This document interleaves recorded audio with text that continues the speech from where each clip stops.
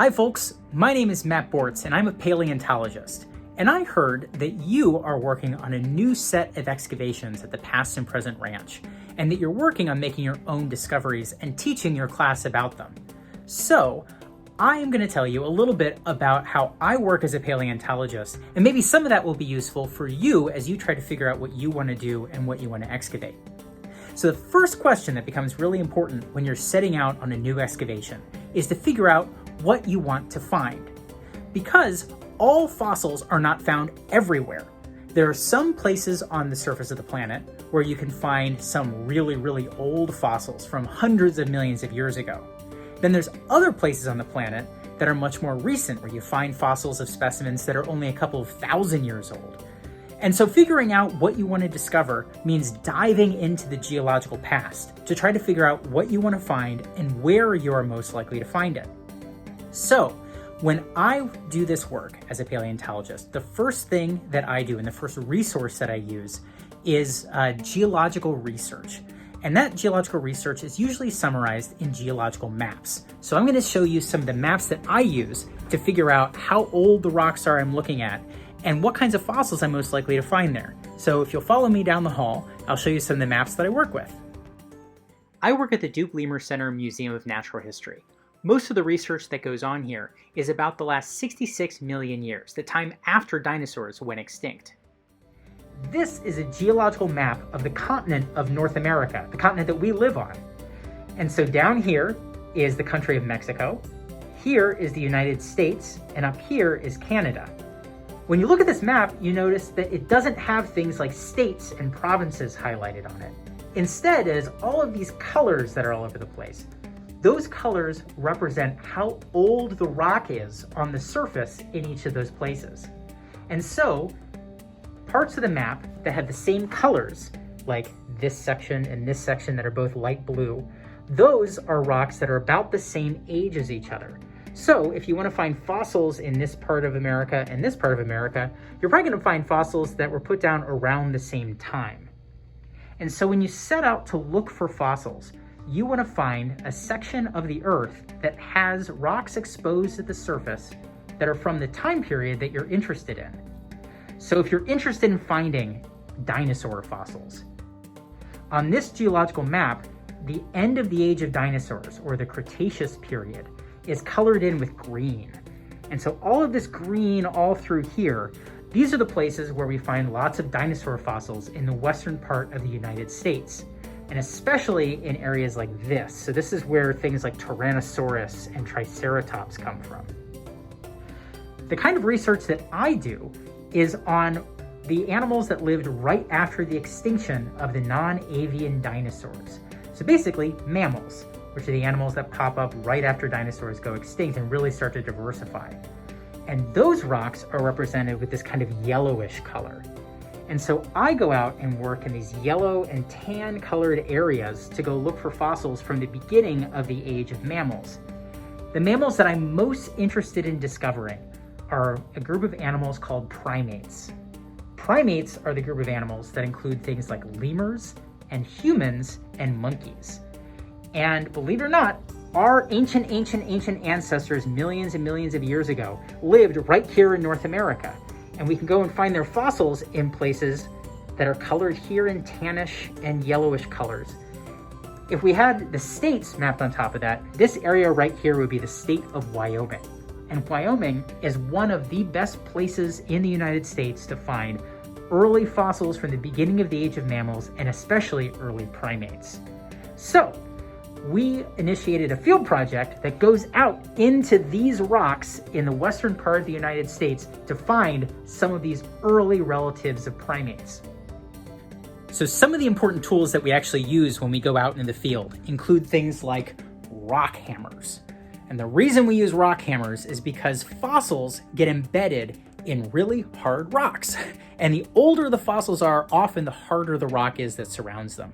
So for the rocks that we go out to look at that are between 55 and about 40 million years old, we need some pretty heavy-duty equipment to actually get into the rock. Another really important tool that we use is this. It's called a hand lens. And a hand lens is basically a really powerful magnifying glass that we use for looking at tiny little fossils, because some of the animals that we find are really small, including some of the earliest relatives of things like lemurs and primates. They also find small things like rodents and even small things like turtles and lizards. And so it's really important to have one of these around your neck so you can look at really, really small fossils if you discover them. Even really big things like dinosaur bones require a hand lens, because you want to look in, you can actually see things like the cells that are building the bone that you discover out in the field. And so having a hand lens is a really important tool.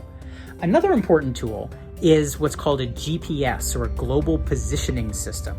And actually, I'm recording all of this video on my telephone, and my phone has a built-in GPS. That's the way that I can use my phone to navigate me if I want to go someplace, including out into the field.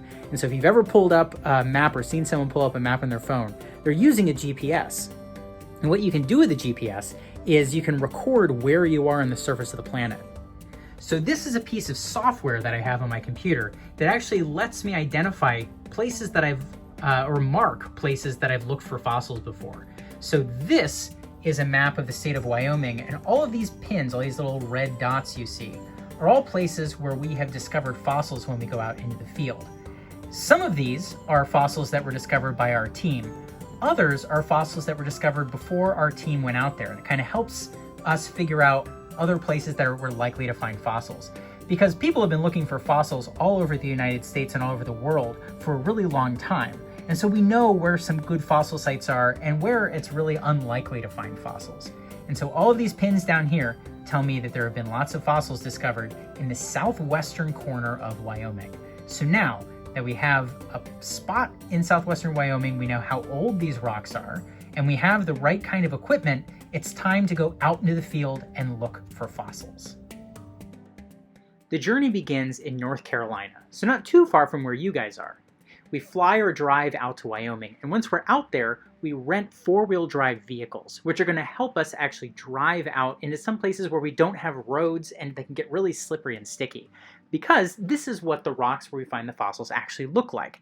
Sometimes this kind of outcrop are called badlands, because there's not a lot of water. That also means that there's not a lot of green stuff growing on top of the rocks. That means it's much easier to find fossils in landscapes like this because they're not covered by things like trees and grass. You can see all these layers in the rock. Those layers represent a big river system that once flowed through the area coming out of the Rocky Mountains. Those river systems deposited flood sediment. That sediment is where we find these jungle-adapted animals, things like primates and this really large rodent. This is an animal about the size of a groundhog that lived 55 million years ago in the forests that used to be across this area that now is a very dry badland environment. The team that went out with me included Madison Bradley, who's a graduate student at Duke University, and Doug Boyer, who are both experts in finding fossils. We worked with a researcher named Alex, who is from Seattle. Alex is an expert at finding primates in particular, and he knows these rocks really, really well. Having people on your team who are experts in different areas, who are good fossil hunters, is really important because Alex found the skull of a primate. This is a lemur-sized lemur relative that lived about 50 million years ago in southwestern Wyoming. When we started looking at this fossil that had been preserved, Dr. Boyer noticed that there were pieces of the hand, pieces of the tail that were all exposed to the surface. That suggested to us that the entire skeleton of this animal was probably in the rock. The problem is that we don't want to collect the skeleton there. We don't want to actually excavate all of the bones on the surface because there are thunderstorms and hailstorms that pop up in the middle of the afternoon in this part of Wyoming all the time. And so instead what we had to do is remove the entire block, which took a lot of time and effort and a lot of rock hammers to finally get the entire block popped out of the ground. This is the block of rock that we excavated in Wyoming that we brought back to the museum at the Duke Lemur Center Museum of Natural History. This is that part of the skull that was exposed on the surface that Alex found. We shipped the fossil back to the lab so we could study it back here. Now, we keep the rock around it because the rock has kept the specimen safe for millions of years. In order to get the fossils out of the rock, we bring them to a special laboratory called a fossil preparation lab. Here at the Duke Lemur Center, the person who's in charge of excavating and preparing the fossils is called a fossil preparator, and our fossil preparator is Carrie Whitman. Carrie is really, really skilled at using a microscope, which is a really important tool, and excavation tools, which are basically picks and dental tools, combined with this tool, which is called an air scribe. An air scribe is basically a tiny jackhammer. The tip of it vibrates really, really quickly, and it helps break apart rock, exposing the fossils. As the fossils are exposed, Carrie uses chemicals, things like glue, that can be dissolved with alcohol, to make sure that the fossil stays safe. And eventually, she gets the fossils out of the rock. Carrie learned how to become a fossil reparator by volunteering at the museum that was at her university. She then continued to work and perfect her art and became a paleontologist that specializes on this really important part of the process. One important thing that you can do with fossils is put them on display so that other people can see what you've excavated out in the field. And so this is an exhibit that is under construction right now. You can see we have signs and we have skeletons of primates and animals that were living alongside them. And all of these specimens will eventually be put on display, and we're gonna have labels and all kinds of cool stuff so that people can see what's going on. One of the specimens that we're gonna have on display is this specimen that we discovered in Wyoming.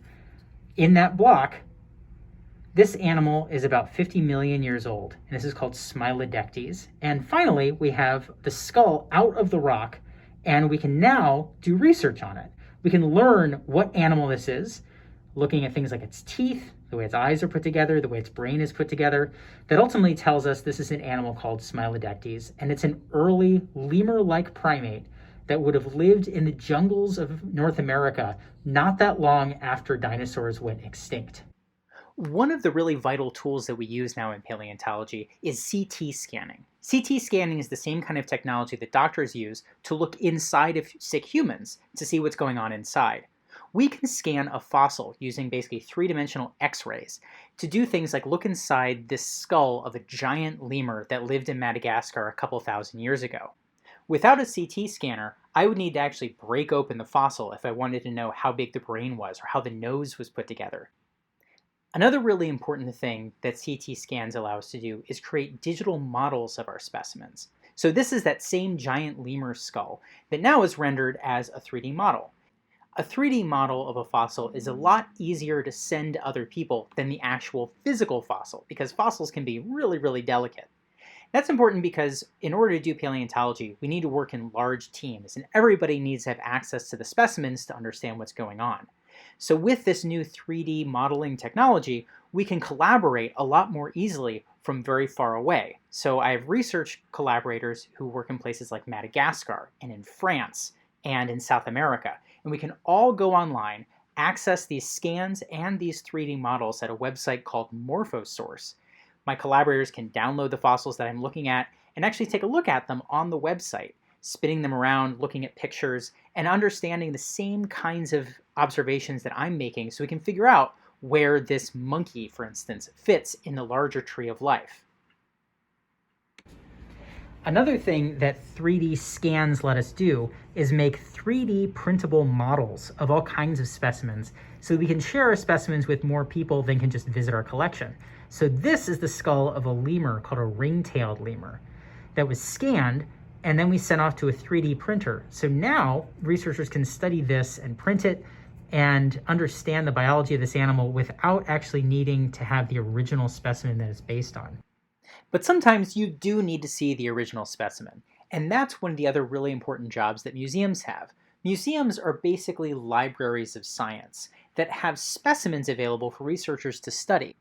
If a researcher was interested in bats, they could open this drawer and compare the specimens they discovered that they think might belong to a species of bat with specimens that have been identified by other researchers. There also might be better specimens, specimens that have more material preserved. For instance, this skull of this bat from Madagascar is beautiful, and it basically has all the pieces you need. So if someone found only a piece of a jaw or part of a nose, they can compare it and confidently identify it as that species from Madagascar. We also have lots of other materials from bats, and we have things from other animals that were all collected at the same time in the same place in Madagascar. Over in this other part of the collection, we have specimens from Egypt, which include things like elephants. So if a researcher finds an elephant fossil, they might go into this part of the collection. open a drawer and compare something like if they have a fragment of a tooth. They could pick up this piece of tooth from an animal called a Barotherium, and they could figure out, do I have a Barotherium? Do I have something that looks a lot like a Barotherium? Is it about the same age? Where does it come from? And all of that information is something that's available in a museum collection. Of course, if we're doing research on primates, we want to look at the primate fossils. So this is the skull of an early monkey-like primate called Egyptopithecus. It's about 35 million years old, so it lived a couple million years after the animals that we're finding in Wyoming. Another really important data set that I use as a paleontologist are living animals. These are the skeletons of chafox, which are a type of living lemur, that have a really acrobatic way of moving through the trees. And the fossil record of these early primates reveals they probably could jump just like chafox.